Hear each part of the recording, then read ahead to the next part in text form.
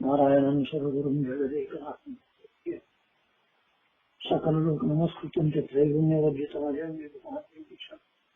वन्दे भवघ्नमराशोषितवाक्यं नारायणं नमस्कृत्य नरं चैव नरोत्तमं देवीं सरस्वतीं व्यासं ततो जयन्ति देवं नारायणं नत्वा सर्वदोषविवर्जितं परिपूर्णं गुरुंश्चां गीतार्थं रक्षामि देशतः समस्तगुणसम्पूर्णं सर्वदोषविवर्जितं नारायणं नमस्कृत्य गीता तात्पर्यमुच्यते लक्ष्मीनारायणं नत्वा पूर्णबोधान् गुरोनपि पुनः श्रीकृष्णगीताया भाष्याव्यक्तसङ्ग्रहम् अभ्यं भङ्गरहितम् अजरं निर्मलं सदा आनन्दतीर्थमतुलपदीतापत्रेय साधिताकृतसत्तत्वं बाधिताकृतमतं बोधिताकृतसन्मार्गं माधवाख्येति मुकोऽपि यत्प्रसादेन मुकुन्दशयनायते राजराजायते रिक्तो राघवेन्द्रं पाशे संस्थानरक्षणे शूरां प्रसन्नान् राघवार्चने प्रणमामि गुरुन् नित्यं प्रसन्नशौरमाधव।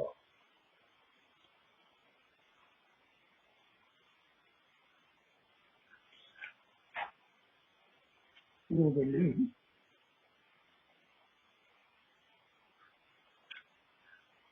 ಯೋಗಿ ಸಮವ್ಯಾತ್ಮ ಭೂತಾನಾಗೀಶ್ವರೋಪಿ ಸಾಂ ಪ್ರಕೃತಿಂ ಸ್ವಾಂ ಅಧಿಷ್ಠಾಯ ಸಂಭವಾಮಿ ಆತ್ಮನಾಯ ಅಂತ 6ನೇ ಶ್ಲೋಕದಲ್ಲಿ ಹೇಳಿ ಇದು ಅದಾದ ಮೇಲೆ ಇನ್ನ ಲೋಕದಲ್ಲಿ ನಾನು ನನ್ನ ಇಚ್ಛೆಯಿಂದ ಅವತಾರ ಮಾಡ್ತೇನೆ ಅಂತ ಹೇಳಿದ್ರಲ್ಲ, ಇದು ಪರಮಾತ್ಮನಿಗೆ ಯಾವ ರೀತಿಯಾಗಲೂ ಯಾವ ಪ್ರಯೋಜನವೂ ಇಲ್ಲ. ಮತ್ತೆ ಯಾವ ಪ್ರಯೋಜನ ಇಲ್ಲದೆ ಇದ್ದಾಗ ಭಾಗವತ ಮಂಗಳಾಚರಣ ಶ್ಲೋಕದಲ್ಲಿ ಬರುತ್ತೆ, ಯತ್ಸರ್ಗೋಮೃಷ ಅಂತ ಒಂದು ಮಾತು ಬರುತ್ತಲ್ಲಿ. ಯತ್ಸರ್ಗೋಮೃಷ ಯಾವನಲ್ಲಿ ಅವನು ಮಾಡಿದಂತಹ 3 ವಿಧವಾದ ಸೃಷ್ಟಿಯು ಪ್ರಯೋಜನವಿಲ್ಲ, ಅವನಿಗೆ ಪ್ರಯೋಜನವಿಲ್ಲ. ತೇಜೋವಾರಿ ಮೃದಾಂ ಅಂತ 3 ವಿಧ ಸೃಷ್ಟಿ, ತೇಜಸ್ಸು, ವಾರಿ, ಮೃತು ಅಂದ್ರೆ ಅವತಾರ, ಜೀವ ಮತ್ತು ಜಡ, ಇವುಗಳ ಸೃಷ್ಟಿಯನ್ನು ಮಾಡ್ತಾನೆ ಭಗವಂತ. ಆದರೆ ಆ ಸೃಷ್ಟಿಯನ್ನು ಮಾಡುವುದರಿಂದ ಅವನಿಗೇನಾದರೂ ಪ್ರಯೋಜನ ಉಂಟಾ? ಅಲ್ಲಿ ಯತ್ರ ವಿಸರ್ಗ 3 ವಿಧವಾದಂತಹ ಸೃಷ್ಟಿಗಳು, ಮೃಷ ಅವನಿಗೆ ಪ್ರಯೋಜನವಿಲ್ಲ. ಮೃಷ ಅಂತಂದ್ರೆ ಅರ್ಥ ಅದು ಸುಳ್ಳು, ಅವನಿಗೆ ಪ್ರಯೋಜನ ಇಲ್ಲ ಮೃಷ. ಇದೊಂದು ಅವಗ್ರಹವನ್ನು ಹಾಕೊಂಡು ವಿಸರ್ಗೋ ಅಮೃಷ, ಅದು ವ್ಯರ್ಥವಲ್ಲ, ಪ್ರಯೋಜನ ಉಂಟು. ಆ ಪ್ರಯೋಜನ ಯಾರಿಗೆ ಅಂತಂದ್ರೆ ಜೀವರಿಗೆ, ಸಾಧನೆಗೆ ಅದು ಬೇಕಾಗುತ್ತೆ. ಈ 3 ವಿಧವಾದಂತಹ ಸೃಷ್ಟಿ ಅಂತಲ್ಲಿ ಹೇಳಿದಂತೆ ಇಲ್ಲಿಯೂ ಸಹಿತ ಭಗವಂತ ತಾನು ಅವತಾರವನ್ನು ಮಾಡ್ತಾನೆ, ಅವನಿಗೆ ಪ್ರಯೋಜನವಿಲ್ಲ. ಮತ್ತೆ ಪ್ರಯೋಜನ ಅವನಿಗಿಲ್ಲದೆ ಇದ್ದರೆ ಮತ್ತೆ ಯಾಕೆ ಅವತಾರ ಮಾಡಬೇಕು ಅಂತಂದ್ರೆ,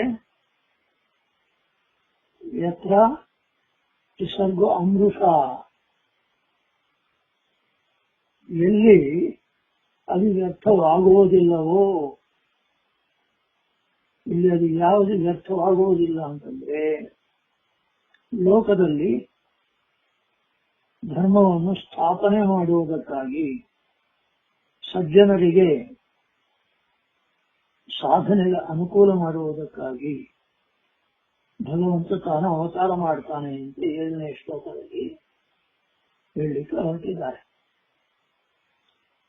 ಭಗವಂತ ಸೃಷ್ಟಿ ಮಾಡದೇ ಇದ್ದರೆ ಎಲ್ಲರೂ ಪ್ರಳಯ ಕಾಲದಲ್ಲಿದ್ದಂತೆ ಅವನ ಉದರದಲ್ಲಿಯೇ ಇದ್ದು ಹೋದರೆ ಆ ಕಾಲದಲ್ಲಿ ಅವರೆಲ್ಲರೂ ಕೂಡ ನಿಷ್ಕ್ರಿಯರಾಗುತ್ತಾರೆ, ಏನು ಕೆಲಸ ಮಾಡೋದಿಲ್ಲ. ಇದು ಮಹಾಭಾರತ ಶಾಸ್ತ್ರ ನಿರ್ಣಯದಲ್ಲಿ 2ನೇ 3ನೇ ಶ್ಲೋಕಗಳಲ್ಲಿ ಬಂದಿದೆ. ನಿಷ್ಕ್ರಿಯಾಗಿದ್ದರೆ ಅವರಿಗೆ ಮೋಕ್ಷ ಸಾಧನೆ ಹೇಗಾಗಬೇಕು? 2 ಇದು ಮೋಕ್ಷ. ಸಾತ್ವಿಕರ ಮೋಕ್ಷ ಬೇರೆ, ತಾಮಸರ ಮೋಕ್ಷ ಬೇರೆ. ಇವು 2 ಹೇಗಾಗಬೇಕು? ಅದಕ್ಕಾಗಿ ಭಗವಂತ ಏನು ಮಾಡ್ತಾನೆ ಅಂತಂದ್ರೆ ಅವರನ್ನು ಸೃಷ್ಟಿ ಮಾಡ್ತಾನೆ. ಸಾಧನ ಶರೀರವಿದು, ದಯವಿನಿ ಕೊಟ್ಟಿತ್ತು, ಸಾಧಾರಣವಲ್ಲ ಸಾಧು ಜನಪ್ರಿಯ ಅಂತ. ಇದು ಭಗವಂತ ಸಾಧನೆ ಮಾಡುವುದಕ್ಕಾಗಿ ನಮಗೆ ಜನ್ಮವನ್ನು ಕೊಡ್ತಾನೆ, ಶರೀರವನ್ನು ಕೊಡ್ತಾನೆ. ಇದು ನಮಗೆ ಪ್ರಯೋಜನ ಉಂಟು.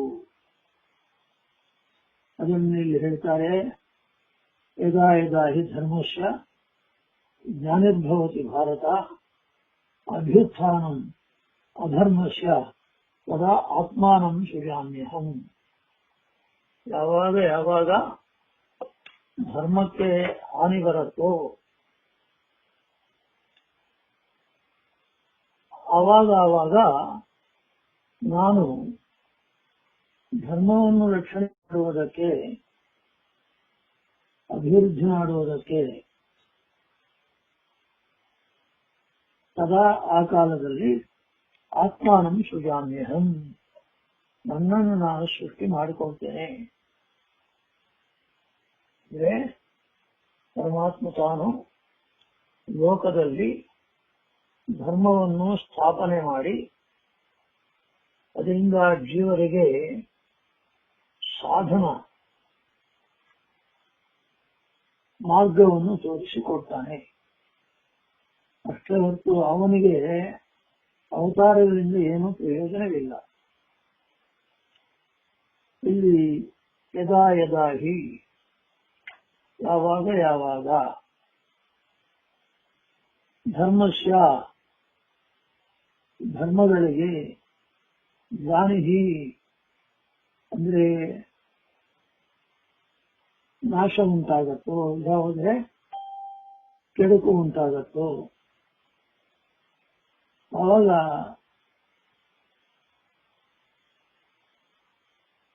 ಅಧರ್ಮಸ್ಯ ಅಧರ್ಮಗಳಿಗೆ ಅಭ್ಯುತ್ಥಾನಂ ಅಭಿವೃದ್ಧಿಯು ಯಾವಾಗ ಆಗುತ್ತೋ ಸದಾ ಆ ಕಾಲದಲ್ಲಿ ಆತ್ಮನು ತನ್ನನ್ನು ತಾನು ಸೃಷ್ಟಿ ಮಾಡಿಕೊಳ್ತಾನೆ. ಇದು ಅವನ ಇಚ್ಛೆಯಿಂದ ಆಗಿದ್ದೇ ಹೊರತು ಅವನಿಗೆ ಯಾರ ಕಂಪಲ್ಷನೂ ಇಲ್ಲ. ಇದು ಅವನ ಸ್ವೇಚ್ಛೆಯಿಂದ ಜೀವರನ್ನು ಸೃಷ್ಟಿ ಮಾಡ್ತಾನೆ.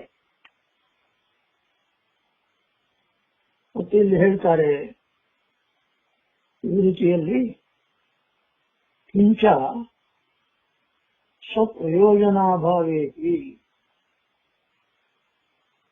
ತನ್ನ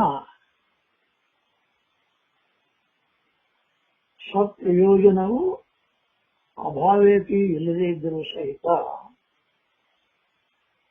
ಲೋಕಾಪೇಕ್ಷಿತ ಧರ್ಮ ಅಧರ್ಮ ಸ್ಥಾಪನಾ ಉತ್ಸಾಹನಾರ್ಥಂ ಅವತಾರ ಇತಿ ಸಂಭವ ಕಾಲೋಕ್ತಿ ಪೂರ್ವಕಂ ಆಹಾ. ನಮಗೆ ಪ್ರಯೋಜನ ಇಲ್ಲದೇ ಇದ್ದರೂ ಲೋಕಾಪೇಕ್ಷಿತ, ಲೋಕದಲ್ಲಿ ಅಪೇಕ್ಷಿತವಾದಂತಹ ಡಿಸೈರ್ಡ್ ಧರ್ಮಾಧರ್ಮ ಸ್ಥಾಪನ ಉತ್ಸಾದನ, ಧರ್ಮ ಅಧರ್ಮಗಳನ್ನು ಸ್ಥಾಪನೆ ನಾಶ ಮಾಡುವುದು ಕ್ರಮವಾಗಿ ರೆಸ್ಪೆಕ್ಟಿವ್ಲಿ, ಧರ್ಮವನ್ನು ಸ್ಥಾಪನೆ ಮಾಡುವುದು, ಅಧರ್ಮವನ್ನು ಉತ್ಸಾದನೆ ಮಾಡುವುದು. ಅವತಾರ ಇತಿ ಸಂಭವ ಕಾಲೋಕ್ತಿ ಪೂರ್ವಕಂ ಆಹಾ. ಈ ರೀತಿಯಾಗಿ ಈ ಎರಡು ಶ್ಲೋಕಗಳಿಂದ ಭಗವಂತ ತಾನು ಧರ್ಮಾಧರ್ಮಗಳ ಸ್ಥಾಪನ ವಿನಾಶಗಳಿಗಾಗಿ ತಾನು ಅವತಾರವನ್ನು ಮಾಡ್ತಾನೆ ತನ್ನ ಇಚ್ಛೆಯಿಂದ.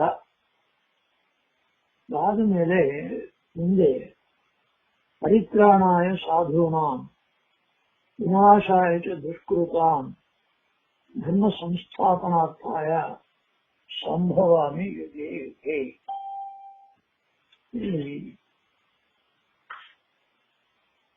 ಧರ್ಮ ಸ್ಥಾಪನೆ ಹೇಗಾಗತ್ತೆ, ಅಧರ್ಮ ನಾಶ ಹೇಗಾಗತ್ತೆ ಅಂತ ಮೇಲಿನ ಶ್ಲೋಕದಲ್ಲಿ ಹೇಳಿದ ಧರ್ಮಾಧರ್ಮಗಳ ಉನ್ನಾಹ ವಿನಾಶ, ಇವುಗಳು ರೂಪವನ್ನು ಇಲ್ಲಿ ಹೇಳ್ತಾರೆ. ಪರಿತ್ರಾಣಾಯ ಸಾಧೂನಾಂ, ಪರಿತ್ರಾಣಾಯ ಸಾಧೂನಾಂ ಧರ್ಮಸ್ಯ ಅಭ್ಯುತ್ಥಾನಾರ್ಥಂ ಅಂತ ಅನ್ವಯ ಮಾಡ್ಕೊಳ್ಳಿ.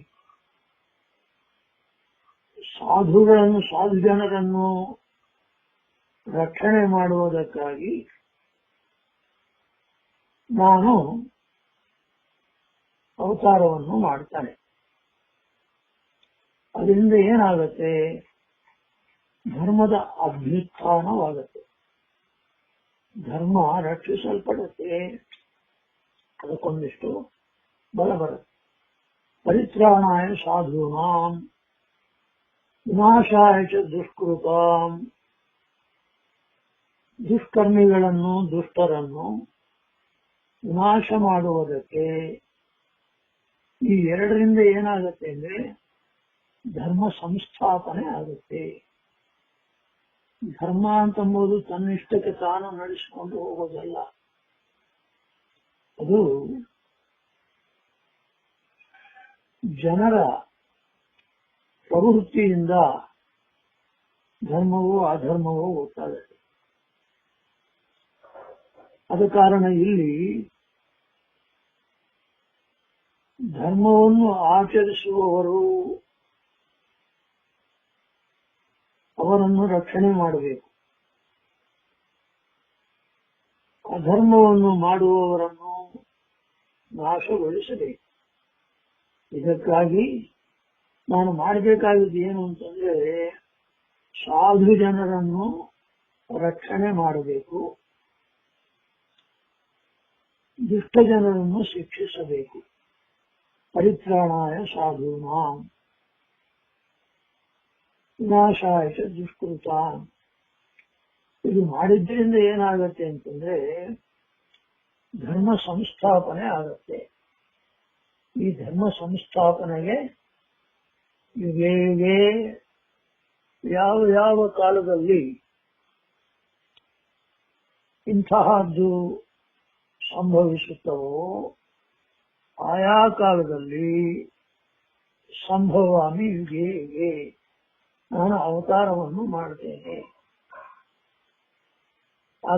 ಅದೇನು ಧರ್ಮವನ್ನು ರಕ್ಷಣೆ ಮಾಡುವುದಕ್ಕೆ, ಅಧರ್ಮವನ್ನು ಶಿಕ್ಷಣೆ ಮಾಡುವುದಕ್ಕೆ ನಾನು ಅವತಾರವನ್ನು ಮಾಡ್ತೇನೆ. ಜನ್ಮ ಕರ್ಮ ಚ ಮೇ ದಿವ್ಯಮೇವಂ ಯೋವೇತಿ ತತ್ವತಃ ತ್ಯಕ್ತ್ವಾ ದೇಹಂ ಪುನರ್ಜನ್ಮ ನೈತಿ ಮಾಮೇತಿ ಸೋರ್ಜುನ. ಎಂದು ಹೇಳ್ತಾರೆ. ನನ್ನ ಜನ್ಮ, ನನ್ನ ಕರ್ಮ, ನನ್ನ ಹುಟ್ಟುವಿಕೆ, ನಾನು ಮಾಡುವ ಕರ್ಮಗಳು, ದಿವ್ಯಮೇವಂ, ಇದು ದಿವ್ಯವಾದದ್ದು. ಅಂದ್ರೆ ಮಾನವರಂತೆ ಅಲ್ಲ, ಇದು ವಿಶಿಷ್ಟವಾದದ್ದು. ದಿವ್ಯಂ, ಲೋಕದಲ್ಲಿ ಕಾಣುವಂತೆ ಅಲ್ಲ, ಲೋಕಾತೀತವಾಗಿ ಇರತಕ್ಕಂತಹ ಒಂದು ಲಕ್ಷಣ ನನ್ನ ಜನ್ಮದಲ್ಲಿಯೂ ನನ್ನ ಕರ್ಮದಲ್ಲಿಯೂ ಉಂಟು. ಭಗವಂತ ಜನ್ಮ ಮಾಡಿದ, ಇದಕ್ಕೆ ನಿದರ್ಶನವನ್ನು ನಾವು ಕೃಷ್ಣಾವತಾರದಲ್ಲಿ ಕೃಷ್ಣ ಜನ್ಮ ಮಾಡಿದ, ನೃಸಿಂಹಾವತಾರದಲ್ಲಿ ನರಸಿಂಹ ಜನ್ಮವನ್ನು ಮಾಡಿದ. ಜನ್ಮ ಶಬ್ದಕ್ಕಿಲ್ಲಿ ಪ್ರಾದುರ್ಭಾವ ಅಂತ ಹೆಸರು. ಶುಕ್ರ ಶೋಣಿತ ಸಂಬಂಧವಾದಂತಹ ಗರ್ಭದಲ್ಲಿ ಅಲ್ಲ, ಸ್ವೇಚ್ಛೆಯಿಂದ ಪ್ರಾದುರ್ಭಾವವನ್ನು ಹೊಂದುವುದು, ಅಭಿವ್ಯಕ್ತವಾಗುವುದು ಅಂತ ಜನ್ಮ ಅಂತ ಅನ್ನೋದಕ್ಕೆ ಅರ್ಥವನ್ನು ಮಾಡಿಕೊಳ್ಳಬೇಕು. ಕೃಷ್ಣಾವತಾರದಲ್ಲಿ ಚತುರ್ಭುಜನಾಗಿ ಅವತಾರ ಮಾಡಿದ. ಸಮದ್ಭುತಂ ಬಾಲಕಮಂಬುಜೇಕ್ಷ, ಈ ರೀತಿಯ ವರ್ಣನೆ ಮಾಡ್ತಾರೆ. ಅದು ದಿವ್ಯವಾದದ್ದು. ಲೋಕದಲ್ಲಿ ಸಾಧಾರಣವಾಗಿ ಕಂಡು ಬರದೇ ಇರತಕ್ಕಂಥದ್ದು, ಲೋಕ ವಿಲಕ್ಷಣವಾದದ್ದು ಅವನ ಜನ್ಮ. ಅದಕ್ಕೆ ತಮ್ಮ ಅದ್ಭುತಂ ಅಂತಂದು ಕೃಷ್ಣಾವತಾರದಲ್ಲಿ. ನೃಸಿಂಹಾವತಾರದಲ್ಲಿ ಅದ್ಭುತ ರೂಪ ಮುದ್ವಹನ್ ಅಂತ. ಅದು ಅದ್ಭುತ ಅಂದ್ರೂ ಒಂದೇ, ಲೋಕ ವಿಲಕ್ಷಣವಾದದ್ದು ಅಂದ್ರೂ ಒಂದೇ, ದಿವ್ಯ ಅಂದ್ರೂ ಭಗವಂತನ ದಿವ್ಯತ್ವಕ್ಕೆ ಸಂಬಂಧವಾದಂತಹದ್ದು, ಲೋಕದಲ್ಲಿ ಸಾಧಾರಣವಾಗಿ ಕಾಣದೇ ಇರತಕ್ಕಂಥದ್ದು ನನ್ನ ಜನ್ಮ. ಅಷ್ಟೇ ಅಲ್ಲದೆ ಕರ್ಮಶ, ನಾನು ಮಾಡುವಂತಹ ಕರ್ಮಗಳು ಸಹಿತ ದಿವ್ಯಂ, ಲೋಕ ವಿಲಕ್ಷಣವಾದದ್ದು. ಅದು ಭಗವಂತ ತಾನು ರಾಮಾವತಾರದಲ್ಲಿ ಆಗಲಿ, ಇಂದ ಕೃಷ್ಣಾವತಾರ, ನೃಸಿಂಹಾವತಾರ, ಎಲ್ಲ ಅವತಾರಗಳಲ್ಲಿಯೂ ಸಹಿತ ಲೋಕ ವಿಲಕ್ಷಣವಾದಂತಹ ಕರ್ಮಗಳನ್ನು ಮಾಡಿದ್ದಾನೆ. ರಾಮಾವತಾರದಲ್ಲಿ ಸಮುದ್ರವನ್ನು ಸ್ತಂಭೀಭೂತವನ್ನಾಗಿ ಮಾಡಿ, ಕೃಷ್ಣಾವತಾರದಲ್ಲಿ ಗೋವರ್ಧನ ಪರ್ವತವನ್ನು ಎತ್ತಿ ಗೋಕುಲವನ್ನು ರಕ್ಷಣೆ ಮಾಡಿ, ಮಗುವಾಗಿ ಪೂತನೆಯನ್ನು ಸಂಹಾರ ಮಾಡಿದ. ಈ ರೀತಿಯಾಗಿ ಭಗವಂತನ ಕರ್ಮಗಳೆಲ್ಲವೂ ಸಹಿತ ಲೋಕ ವಿಲಕ್ಷಣವಾದದ್ದು, ಅದ್ಭುತವಾದದ್ದು. ಇದರ ರಹಸ್ಯವನ್ನು ಯಾರಾದರೆ ತಿಳಿಯುತ್ತಾರೋ, ಯೋ ವೇತಿ ತತ್ವತಃ, ತತ್ವತಃ ಯಾರು ತಿಳಿಯುತ್ತಾರೋ ಅಂದ್ರೆ ಅದರ ಸಾರಭೂತವಾದಂತಹ ಅರ್ಥವನ್ನು ಯಾರು ತಿಳಿಯುತ್ತಾರೋ, ಇಲ್ಲಿ ಅನೇಕ ಈ ಒಂದು ಶ್ಲೋಕದ ಪಾದಕ್ಕೆ ಭಾರತ, ಭಾಗವತ, ರಾಮಾಯಣ ಎಲ್ಲವೂ ನಿದರ್ಶನ. ಅವನ ಜನ್ಮಕ್ಕೆ ನಿದರ್ಶನಗಳಿವೆ, ಅವನ ಕರ್ಮಕ್ಕೆ ನಿದರ್ಶನಗಳಿವೆ. ಇವೆಲ್ಲವೂ ದಿವ್ಯವಾದದ್ದು, ಲೋಕ ವಿಲಕ್ಷಣವಾದದ್ದು ಅಂತ ಹೇಳೋದಕ್ಕೆ ಭಾರತ, ಭಾಗವತ, ರಾಮಾಯಣ ಇತ್ಯಾದಿಗಳೆಲ್ಲವೂ ಕೂಡ ನಿದರ್ಶನವಾಗಿದೆ.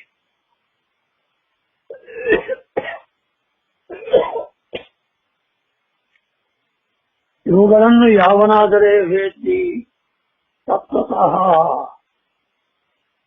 ತತ್ವತಃ ಅಂತಂಬ ಶಬ್ದ ವಿಶೇಷ.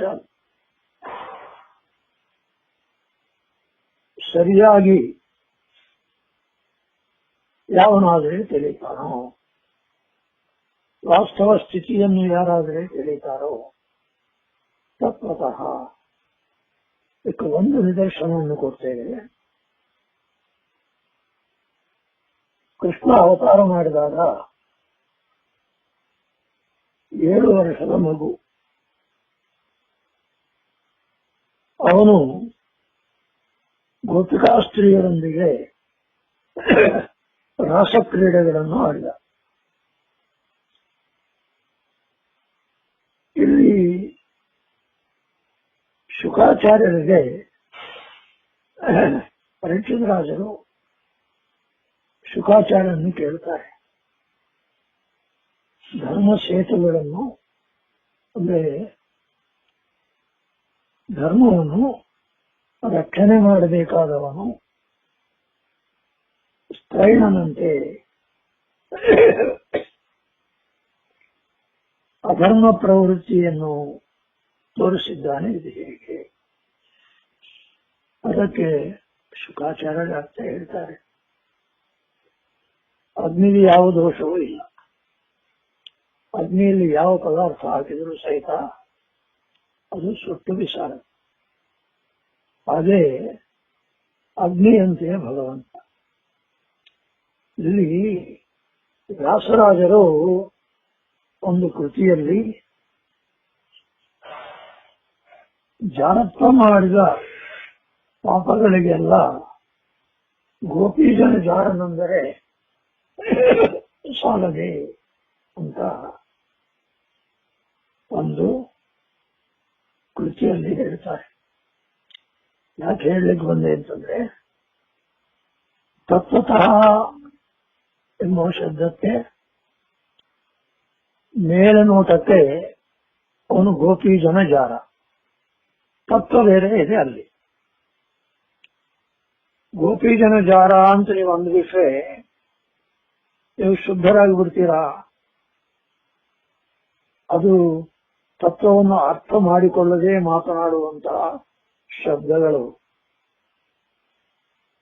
ತತ್ವವನ್ನು ಅರ್ಥ ಮಾಡಿಕೊಂಡು ಆ ಶಬ್ದಗಳನ್ನು ಉಚ್ಚಾರಣೆ ಮಾಡಿದಾಗ ಅವುಗಳ ಅರ್ಥವೇ ಬೇರೆ ಆಗಿಬಿಡುತ್ತೆ. ಆದ ಕಾರಣ ತತ್ವತಃ ಅರಿಯಬೇಕು ಭಗವಂತನನ್ನು. ಇಲ್ಲಿ ಏನು ತತ್ವ? ಭಗವಂತ ತಾನು ಗೋಪಿಕಾಸ್ತ್ರೀಯರೊಂದಿಗೆ ರಮಣ ಮಾಡಿದಾಗ ಅವನು ಸ್ತ್ರೈಣನಲ್ಲ, ಈಸ್ ನಾಟ್ ಎನ್ ವುಮನೈಸರ್. ಏನು ಅಂತಂದ್ರೆ, ಭಗವಂತ ತಾನು ತನ್ನ ರಮಣಕ್ಕೆ ಇನ್ನು ಯಾವ ವಸ್ತು ಬೇಕಾಗಿಲ್ಲ ಅವನಿಗೆ. ಸ್ವರಮಣ ಅಂತ ಕರೀತಾರೆ ಅವನನ್ನು. ಸ್ವರಮಣ. ಸ್ವರಮಣ ಅಂತಂದ್ರೆ ಏನರ್ಥ ಅಂದ್ರೆ, ತನ್ನಲ್ಲಿ ತಾನು ರಮಿಸುವವನು. ಇಲ್ಲಿ 16,108 ಜನ ಸ್ತ್ರೀಯರಲ್ಲಿ ಭಗವಂತ ರಮಿಸಿದ. ತನ್ನಲ್ಲಿ ತಾನು ರಮಿಸಿದವನು ಇಷ್ಟು ಜನರಲ್ಲಿ ರಮಣ ಮಾಡಿದ ಅಂತಂದ್ರೆ ಏನ್ ಅರ್ಥ ಆಗತ್ತೆ? ಐತರೇಯ ಉಪನಿಷತ್ತಿನಲ್ಲಿ ಒಂದು ಮಾತು ಬರುತ್ತೆ ಭಗವಂತನ ರಮಣದ ವಿಷಯದಲ್ಲಿ. ಭಗವಂತ ತಾನು ಲಕ್ಷ್ಮೀದೇವಿಯಲ್ಲಿಯೂ ರಮಣ ಮಾಡುವುದಿಲ್ಲ.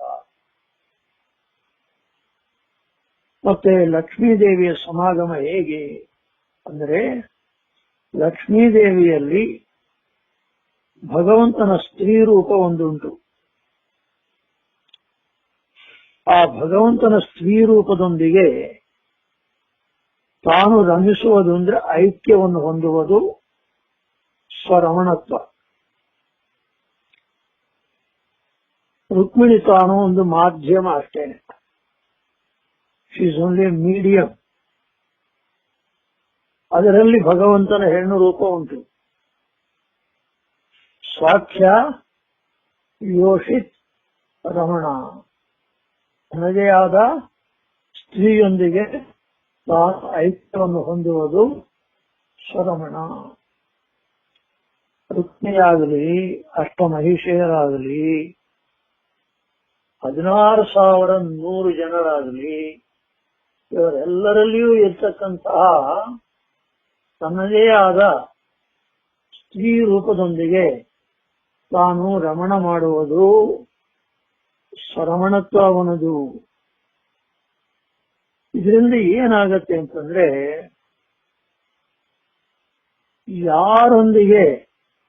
ಯಾರಲ್ಲಿ ತನ್ನ ರೂಪದೊಂದಿಗೆ ತಾನು ರಮಣ ಮಾಡ್ತಾನೋ ಅವರಿಗೆ ಸುಖವಾಗತ್ತೆ. ಅವರು ಭಗವಂತನಿಗೆ ಸುಖ ಕೊಡುವವರಲ್ಲ, ಅವರಿಗೆ ಸುಖವಾಗತ್ತೆ. ಯಾವಾಗ ಒಂದು ನೀರು ಒಂದು ಟ್ಯೂಬ್ನೊಳಗೆ, ಗ್ಲಾಸ್ ಟ್ಯೂಬ್ನೊಳಗೆ ಒಂದು ಕಲರ್ ನೀರು ಬರುತ್ತೋ, ಆ ನೀರು ಬಂದಾಗ ಆ ಕಲರು ಗ್ಲಾಸ್ ಕೊಟ್ಟಿದ್ದಲ್ಲ, ಆ ಟ್ಯೂಬ್ ಮಾಧ್ಯಮದಲ್ಲಿ ಆ ಕಲರ್ಡ್ ವಾಟರ್ ಹೋದಾಗ ಆ ಗ್ಲಾಸ್ಗೆ ಆ ಬಣ್ಣ ಬರುತ್ತೆ ಅಷ್ಟೇ ಹೊರತು ಆ ಗ್ಲಾಸ್ ಟ್ಯೂಬ್ ನಿಂದ ಇದಕ್ಕೆ ಬಣ್ಣ ಬರೋದಿಲ್ಲ. ಅದೇ ರೀತಿಯಾಗಿ ಇವರೆಲ್ಲರೂ ಕೂಡ ಮಾಧ್ಯಮಗಳು, ಮೀಡಿಯಾ. ಇವರೊಂದಿಗೆ ಭಗವಂತ ತಾನು ರಮಣ ಮಾಡಿದ ಅಂತಂದ್ರೆ ನಿರ್ವಿಕಾರನಾಗಿ, ಕಾಮರಹಿತನಾಗಿ, ಸ್ತ್ರೈಣನಲ್ಲದೆ ಅವರಲ್ಲಿ ಇರ್ತಕ್ಕಂಥ ತನ್ನ ರೂಪದಿಂದ ತಾನು ರಮಣ ಮಾಡ್ತಾನೆ. ಇದು ತತ್ವ.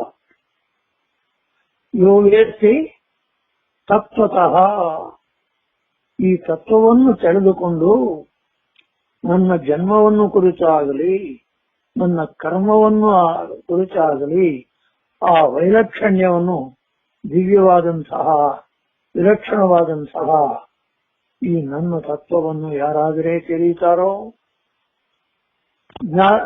ತ್ಯಕ್ತ್ವಾ ದೇಹಂ, ಅಂತಹವರು ದೇಹವನ್ನು ಬಿಟ್ಟು ಪುನರ್ಜನ್ಮ ನೈತಿ, ಪುನರ್ಜನ್ಮವನ್ನು ಅವರು ಹೊಂದುವುದಿಲ್ಲ. ಮಾಂ ಏತಿ, ನನ್ನನ್ನೇ ಹೊಂದುತ್ತಾರೆ. ಸೊ ಸಹ ಅವರು ನನ್ನನ್ನೇ ಹೊಂದುತ್ತಾರೆ. ಅರ್ಜುನ ಅಂತಂಬುದು ಸಂಬೋಧನೆ. ಆದ ಕಾರಣ ಭಗವಂತನ ಜನ್ಮ ಕರ್ಮಗಳನ್ನು ಲೌಕಿಕವಾಗಿ ತಿಳಿಯದೆ ವಿಲಕ್ಷಣ ತತ್ವವನ್ನು ಅರಿಯುವವರು ಮೋಕ್ಷಕ್ಕೆ ಹೋಗುತ್ತಾರೆ ಅಂತ ಈ ಶ್ಲೋಕದ ಅರ್ಥ. ಮತ್ತು ಅದಾದ ಮೇಲೆ ಇವುಗಳನ್ನು ತಿಳಿಯೋದು ಹೇಗೆ ಅಂತ 10ನೇ ಶ್ಲೋಕದಲ್ಲಿ ಹೇಳ್ತಾರೆ. ವೀತರಾಗ ಭಯ ಕ್ರೋಧ ಮನ್ಮಯ ಮಾಮುಪಾಶ್ರಿತಾಃ ಬಹೋ ಜ್ಞಾನತಪಸಾ ಪೂತ ಮದ್ಭಾವಮಾಗತಾಃ ಅಂತ ಹೇಳ್ತಾರೆ. ಇಲ್ಲಿ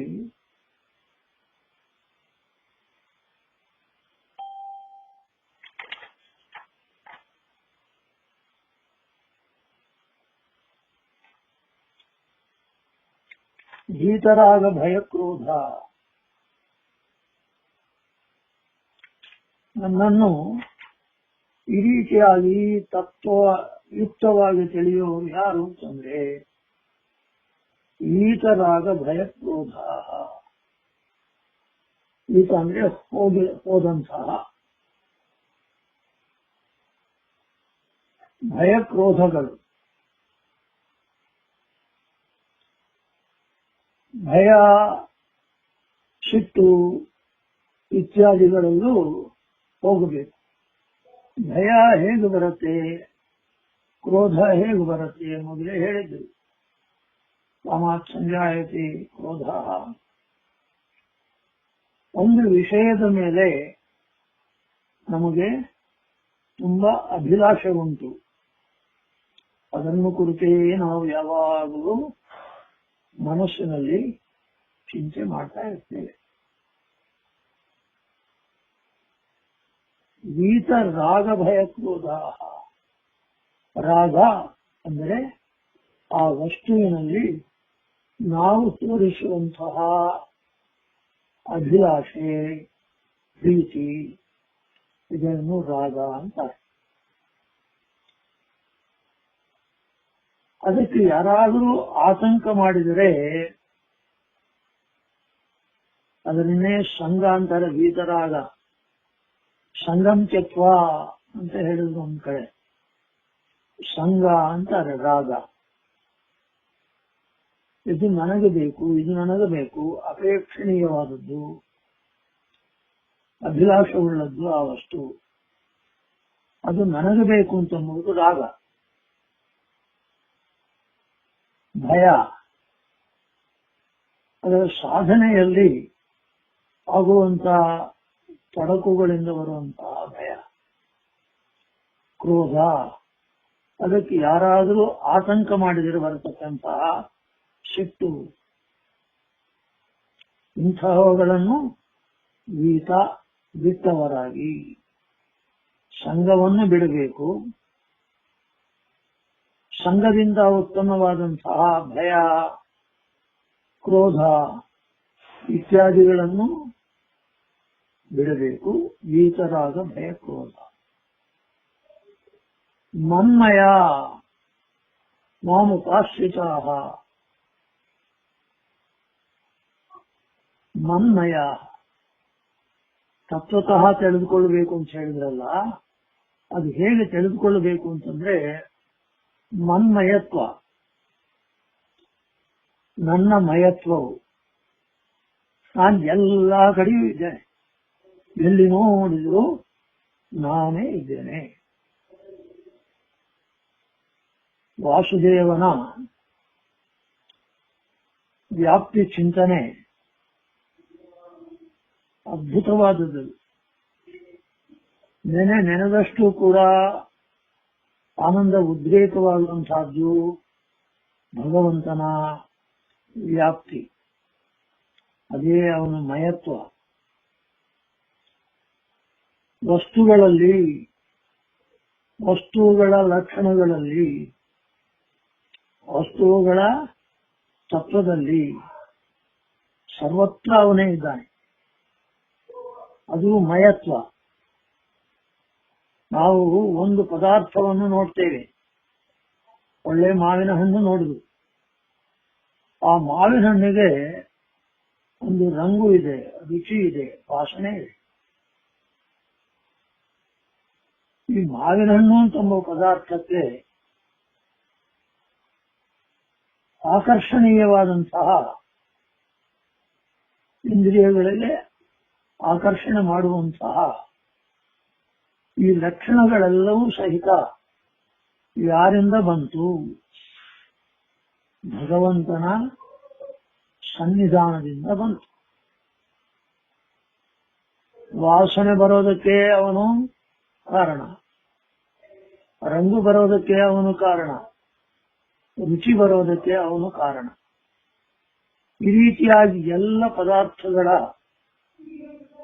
ಸಂಬಂಧ ಇರುವಂತಹ ಎಲ್ಲ ಇಂದ್ರಿಯಗಳ ವಿಷಯದಲ್ಲಿಯೂ ಅವನ ಮಯತ್ವ ಉಂಟು, ಅವನ ವ್ಯಾಪ್ತಿ ಉಂಟು. ಇದು ತಿಳಿದವರು ಏನಾಗ್ತಾರೆ ಅಂತಂದ್ರೆ ಮಾಂ ಉಪಸ್ಥಿತಾ, ನನ್ನನ್ನೇ ಅವರು ಆಶ್ರಯಿಸುತ್ತಾರೆ, ಶರಣ ಹೊಂದುತ್ತಾರೆ. ಒಳ್ಳೆಯ ಪದಾರ್ಥವನ್ನು ತಿನ್ನುವಾಗ ಭಗವಂತನ ಸ್ಮರಣೆ ಬರುತ್ತೆ. ಅವನಿಂದ ಈ ಪದಾರ್ಥಕ್ಕೆ ಈ ರಂಗು, ರುಚಿ, ವಾಸನೆ ಬಂದಿದೆ. ಇದರಿಂದ ಯಾವಾಗಾದರೂ ಭಯ ಬಂದಾಗ ಭಯಕೃತ್ ಭಯನಾಶನ, ಭಯವನ್ನು ಕೊಡತಕ್ಕವನು ಅವನೇ. ಭಯವನ್ನು ನಾಶಗೊಳಿಸುವವನು. ಮನ್ಮಯತ್ವ ತಿಳಿದ ಮೇಲೆ ಮಾಂ ಉಪಾಶ್ರಿತಾ ನನ್ನನ್ನೇ ಶರಣು ಹೊಂದುತ್ತಾರೆ. ಸ್ವಾಮಿ ನನಗೆ ಭಯವನ್ನು ಕೊಟ್ಟೆ. ಭಯ ಹೋದ ಮೇಲೆ ಸ್ವಾಮಿ ನೀನು ನನಗೆ ಆ ಭಯವನ್ನು ಕೊಟ್ಟೆ. ಮಾಂ ಉಪಾಶ್ರಿತಾ ನನ್ನನ್ನೇ ಶರಣು ಹೊಂದಿದವರು ಆಗುತ್ತಾರೆ. ಬಹವಃ ಜ್ಞಾನ ತಪಸ್ಸ ಕೃತ ಮದ್ಭಾವಮಾಗತಾಃ. ಬಹವಃ ಹೆಚ್ಚು ಮಂದಿ ಜ್ಞಾನ ತಪಸ್ಸ ಜ್ಞಾನರೂಪವಾದಂತಹ ತಪಸ್ಸಿನಿಂದ ಇದ್ರೆ ಜ್ಞಾನದಿಂದ ತಪಸ್ಸಿನಿಂದ ಅಂತ ಎರಡೂ ಹೇಳಿಕೊಳ್ಳಬಹುದು. ಇಲ್ಲದೇ ಇದ್ರೆ ಜ್ಞಾನರೂಪವಾದಂತಹ ತಪಸ್ಸಿನಿಂದ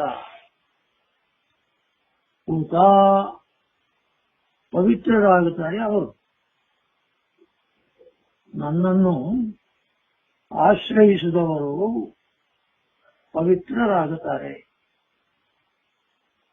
ಏನಿಲ್ಲ, ನಾವು ಪೂಜೆ ಮಾಡುವಂತಹ ಒಂದು ಜಡ ಪ್ರತಿಮೆಯನ್ನೇ ಮುಟ್ಟಿದರೆ ನಾವು ನಮ್ಮ ಜನ್ಮ ಸಾರ್ಥಕವಾಯಿತು, ಪವಿತ್ರವಾಯಿತು ಅಂತಂತೇವಲ್ಲ. ಹಾಗೆ ಜ್ಞಾನದಿಂದಲ ಅವನನ್ನು ತಿಳಿದುಕೊಂಡು, ತಪಸ್ಸಿನಿಂದ ಅವನನ್ನು ತಿಳಿದುಕೊಂಡು, ಜ್ಞಾನರೂಪವಾದಂತಹ ತಪಸ್ಸಿನಿಂದ ಅವನನ್ನು ತಿಳಿದುಕೊಂಡವರಾಗಿ ಅವರು ಪವಿತ್ರರಾಗುತ್ತಾರೆ. ಪೂತ ಮದ್ಭಾವಮಾಗತಾಃ ಅವರು ಮದ್ಭಾವಮಾಗತಾಃ ನನ್ನಲ್ಲಿ ಬಂದು ಸೇರ್ತಾರೆ. ಅವರು ಸಾಯುಜ್ಯ ರೂಪ ಮೋಕ್ಷವನ್ನು ಹೊಂದುತ್ತಾರೆ. ಅವರು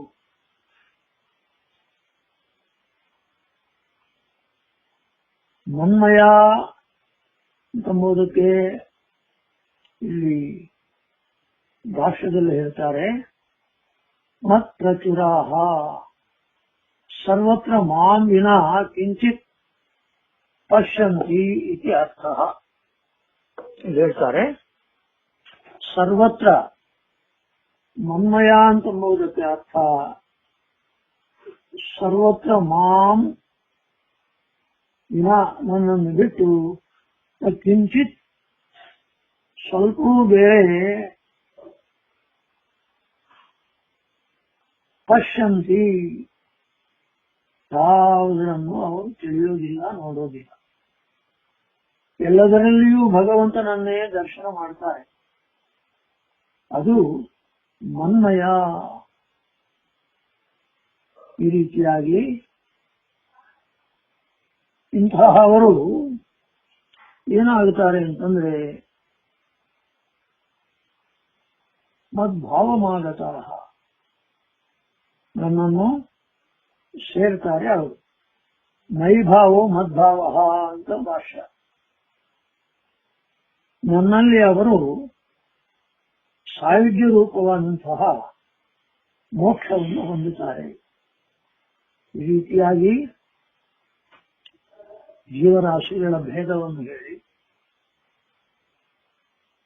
ಅವರವರ ಕರ್ಮದಿಂದ ಕೆಲಸಗಳು ಮಾಡ್ತಾರೆ ಅಂತೇಳಿ ದುಷ್ಟರನ್ನು ಸಂಹಾರ ಮಾಡುವುದಕ್ಕೆ ನಾನು ಅವತಾರ ಮಾಡ್ತೇನೆ, ಧರ್ಮವನ್ನು ರಕ್ಷಣೆ ಮಾಡುವುದಕ್ಕೆ ನಾನು ಅವತಾರ ಮಾಡ್ತೇನೆ ಅಂತ ಹೇಳಿ ನನ್ನನ್ನು ಯಾರು ಯಾರು ಯಾವ ರೀತಿಯಾಗಿ ಉಪಾಸನೆ ಮಾಡ್ತಾರೋ ಆ ರೀತಿಯಾಗಿ ನಾನು ಉಪಾಸನೆ ಅವರಿಗೆ ಫಲವನ್ನು ಕೊಡ್ತೇನೆ ಅಂತ ಮುಂದೆ 11ನೇ ಶ್ಲೋಕದಲ್ಲಿ ವಿವರಣೆ ಮಾಡ್ತಾರೆ. ಸಾಕಿಗೆ ನಿಲ್ಲಿಸೋಣ.